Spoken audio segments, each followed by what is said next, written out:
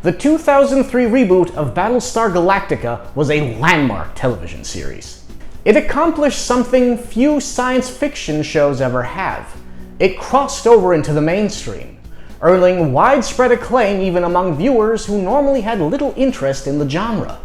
I'll admit, I avoided Battlestar Galactica for years. As someone who gravitated toward more obscure corners of science fiction, seeing this one become such a mainstream success actually made me skeptical.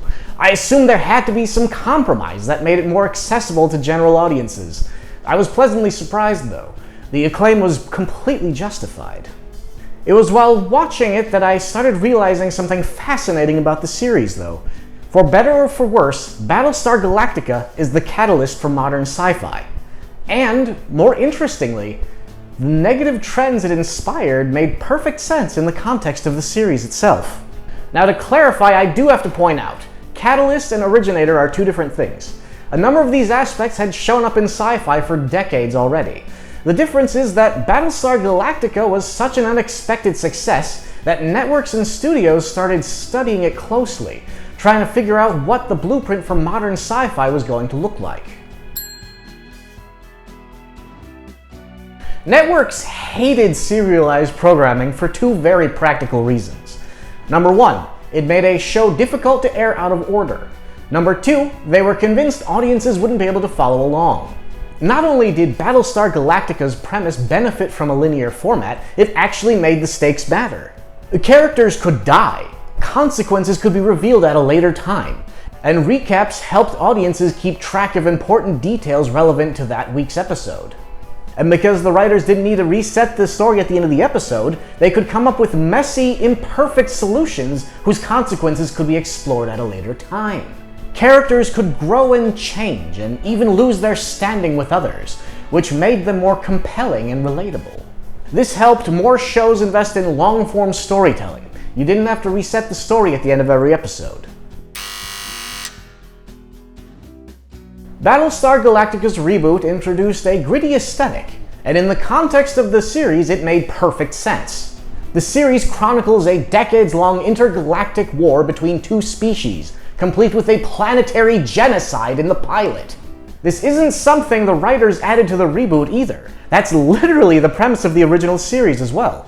The difference is, the original series was trying to capitalize on the popularity of the space opera genre following the success of Star Wars, while this interpretation went in a more grounded direction and brought the sobering reality of the circumstances to the forefront.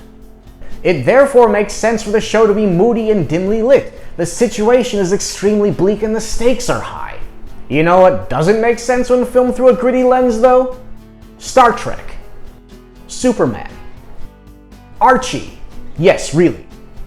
This is a byproduct of the entertainment industry distilling the success down to a single attribute and stripping away the context that gave the choice meaning, effectively copying someone else's homework without understanding the assignment.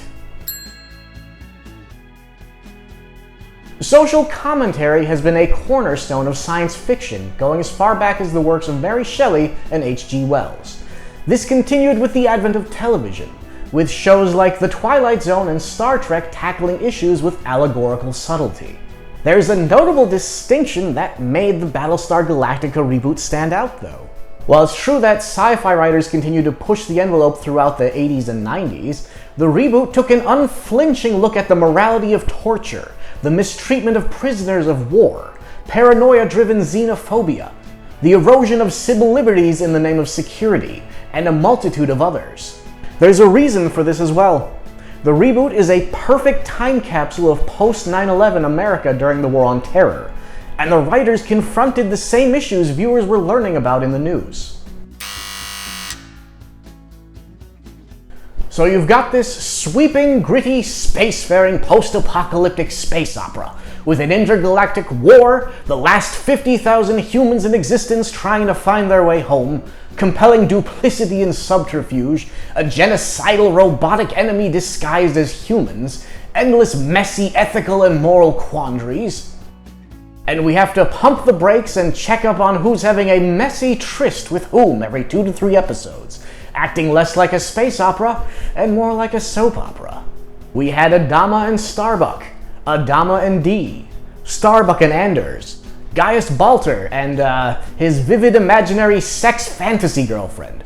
The list is dizzyingly extensive. People got busy on the ship.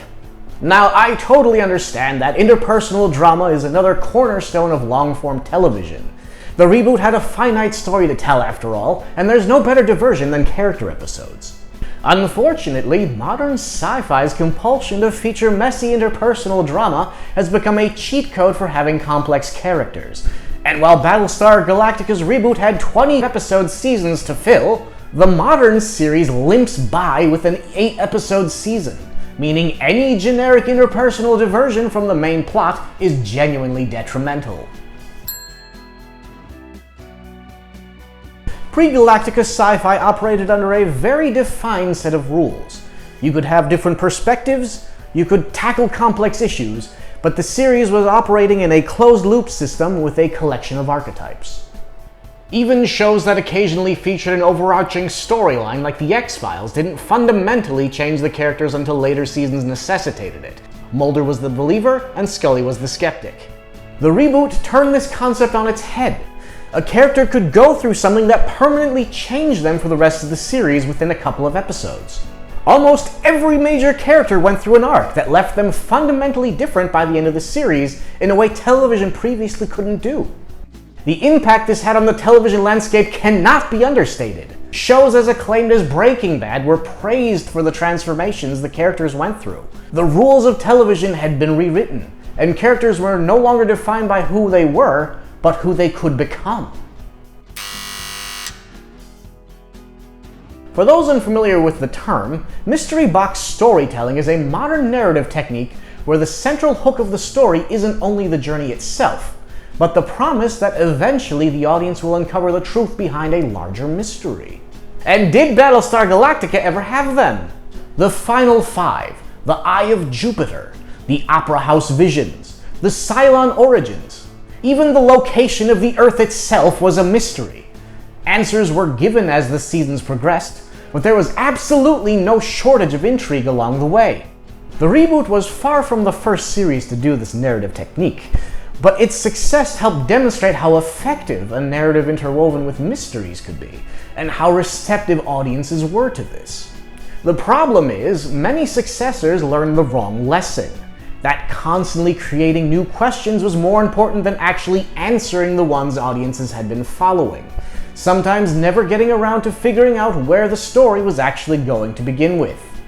Just ask anyone who's ever watched Lost, the poster child for mystery box disappointment. The technique continues to intrigue and frustrate viewers to this day, and while Abrams' career-defining series frequently gets credited for popularizing it, the Battlestar Galactica reboot absolutely helped bring it to the general lexicon as well. In closing, it's safe to say that Battlestar Galactica's legacy is fittingly as complicated as the series itself. Some of the trends it helped popularize ushered in an ambitious new era of television. Some of the trends it helped popularize are still frustrating audiences to this day.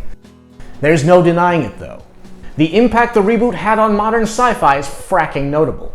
Until next time.